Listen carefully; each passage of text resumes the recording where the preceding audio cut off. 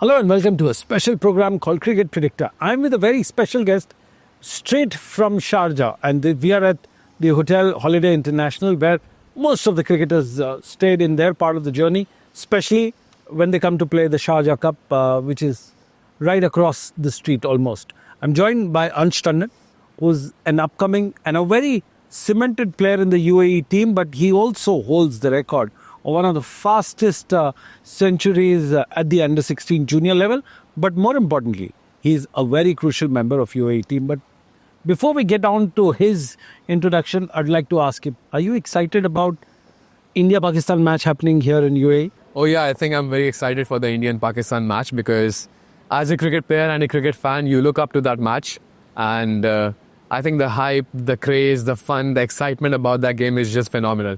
And with that being happened in Dubai, I think I couldn't have asked for anything better. So I'm definitely going to go to that game and experience it live. A whole lot of family and friends would be definitely asking you for the tickets, of course. Oh yeah, I'm actually anyways getting messages already. And it's a very hard thing to get tickets for that game. So I think all your well-wishers should stay back. 100%, 100%. Well, of course, we'll start off with the Border Gavaskar Trophy. The first question to you is, what exactly the impression Sam Konstas had on you when you looked at him as a 19-year-old who's coming and smashing all across? Yeah, well, I think he's an absolutely gun player, in my opinion, because we have seen him do well in the Big Bash League as well. And I think Australian team has always done well to, nourish those youngsters and, give them opportunities at the very right stage and the right chance. And it's been the same with Sam Konstas as well. He's done well in the Big Bash, and then he was obviously given chance against the Indian cricket team, and he opened. And do you think, let me interrupt you here and ask you, Yes. Do you think he was playing from where he had left in the Big Bash? Because he didn't play any first-class cricket. When you look at 60 runs, 65 odd deliveries, 6 fours, and 2 sixes, what do you make of it? Well, to be honest, I just think that would have been the message from the Australian team as well, to just play like he had played in the Big Bash League, because he's shown a very good class in the Big Bash League of what kind of a player he is. And I think, every youngster coming up these days is a very aggressive player. So I think he was supposed to, that's the role that he was given from the Australian cricket team as well. And I think he did a phenomenal job today. Well, when you look at an interesting part here, there are two players which talk about their aggression. One is Yashasvi Jaiswal, who actually broke Anderson's record of the highest number of deliveries bowled without being hit for a six. 4,000 odd deliveries, what you see on television right now. Similarly, Jasprit Bumrah's almost the same record was broken by a 19-year-old. Do you think the era of aggressive cricket is here to stay in test? Look, as I just mentioned, the youngsters coming up these days have a very clear mindset. It's all about aggressive cricket these days, and the days cricket and the test match, they're all just becoming very less day by day, and the cricket is just getting shorter.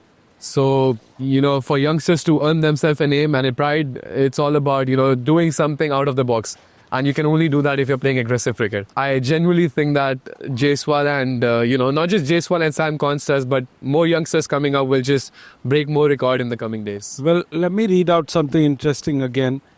Sam Konstas scored 18 runs in an over of Jasprit Bumrah. 4-0-2, 6-4-2.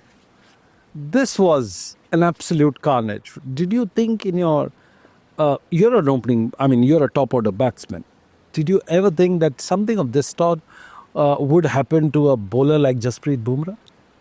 Honestly, by the books, no, because Jasprit Bumrah, as we have seen, he's bowled approx 4,500 balls without getting hit for a six. And Sam Konstas just paddling him for a six, just like fun was, I think that was just mind-blowing in my opinion. And, as I said, it was just shocking to see a bowler like Bumrah being taken down.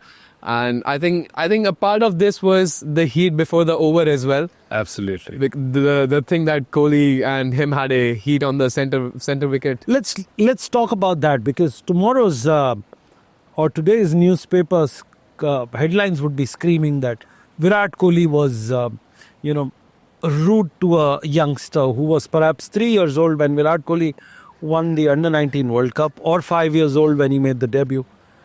Do you think, how do you look at it as an independent player from an outside view? So, I mean, people would have mixed opinions on this, but my humble opinion is that when you're on the cricket ground, I really wouldn't think of someone as a junior or a senior. But then, obviously, yes, there is a fine line to maintain. But I think, when you're representing your country, you just really want to win that game. So, Kohli just getting in a heat of aggression in that moment with them, I think was a very normal thing because he's just wanting to win for his country. And, if you're getting a little aggressive for that, then be it. Because after all, you're representing country and, millions of people are looking at you wanting to win. So I think it's a fair play. Well, again, we must realize that Virat Kohli is from West Delhi. So was the Ansh Tandon, born in the West Delhi side. And is he He's my idol, 100%. I look up to his fitness, I look up to his cricket and everything. Absolutely. There we go. We've got another Kohli fan here. But thankfully, are you as a Kohli fan happy that there wasn't a match ban on Virat Kohli?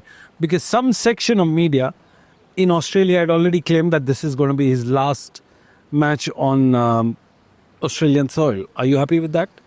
I'm very happy with that because I think it would be a bit too harsh for a one-match ban right there because, this Boxing Day test match has been watched by every cricket fan globally. And, if you're banning the best player in the series, like one of the best player of the series, then it just, takes away the fun of the series. So I think it's a very good decision for not banning him and just giving him a 20% of his match fees as a ban. And I think it's a good decision, yeah. Absolutely. Let's talk about the Indian team. Gill was dropped, Sundar was taken in. Do you think India deserved to have 3 or 2 spinners going in for it, considering they had taken only 2 wickets and they were brought in pretty late, 26 overs they bowled? Yeah, well, I think it's a fast bowling wicket and, India was just thinking of going with another all-rounder. So we already know what kind of a player Washington Sundar is. Like he holds records in domestic cricket and he's done really well in Ranji Trophy as well, batting for the team. And we already know how good of a bowler he is as well. So I think India was just thinking of an extra all-rounder rather than going with a pure batsman so that they can deepen their strength in the batting. And, they could obviously get another off-spinner who could just chip in a few overs. Well, absolutely. There was also a resurgence of Steve Smith, the way he batted today. Travis Head, of course, had a brilliant series, but somehow he came down. I think the law of averages got onto him. Let's talk about Steve Smith's batting because he's a top-order batsman. I'm sure you followed him from a close quarter. Yeah, I think ever since Steve Smith has made his comeback, I can see a very aggressive approach in his batting.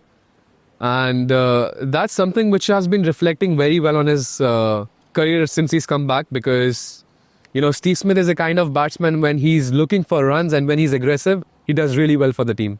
As opposed to when he's trying to stay on the wicket and, taking the innings deep.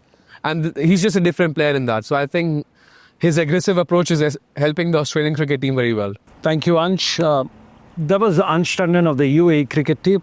We're also joined by Paul Dennett, our in-house expert, who joins us straight from Sydney. Paul, what do you make of the entire drama that unfolded today? Was it like the big box entertainment house today? Wow. Oh, wow. That was an incredible day of cricket. I'm pretty tired after Christmas Day. Christmas Day is obviously very big here. It's a long day. And that was box office. Even my wife started watching when Konstas was ramping Bumrah. I've never seen anything like it. Tremendously exciting. Great crowd, 87,000. It's the 6th biggest crowd ever for a day of Test cricket in Australia. By a mile, the biggest crowd ever for an Australia-India Test. It's about 14 or 15,000 more than the previous record. And, the collision when Kohli edged into Konstas. I've seen that they've just given Kohli a fine. You really shouldn't be doing what he did, but I think a fine's probably the right outcome. I think it would have been a bit much for him to miss a match. But tell you what, it's got people talking. Everywhere I look on my every single timeline, it's all about the Test cricket, and that is superb. I think that at the end of it all, India would feel that they had a pretty disappointing day, but they're still in the game. You know, they took enough wickets to give them something. I think it's a bit of a concern for India that the pitch there's a bit of variable bounce before towards the end, especially even throughout the whole day. I mean, Labuschagne copped 3 or 4 blows. So I think that Australia is in very much the stronger position, but India will be relieved that they are still at least in the game. But I think as far as great days of Test cricket go, this is right up there. And Sam Konstas, I was really pleased that he got picked. I thought it was the right decision from the selectors to bring him into the side. But gosh, I didn't expect to see him reverse ramping Bumrah over first slip for 6 on the first morning of a Test match. That was something, something quite incredible. Great to see Khawaja getting a few runs. You know, there's been a lot of pressure on him. And I'm pleased that he was able to answer the critics. Labuschagne some more. Smith batted really well. Mitch Marsh, I think, is probably on the verge of being dropped unless he does something spectacular in the second innings. I think his position is, he averages under 30 now. He's played 46 Test matches. No Australian specialist batter has as low an average as him as having played as many matches. So I think he's in a bit of trouble.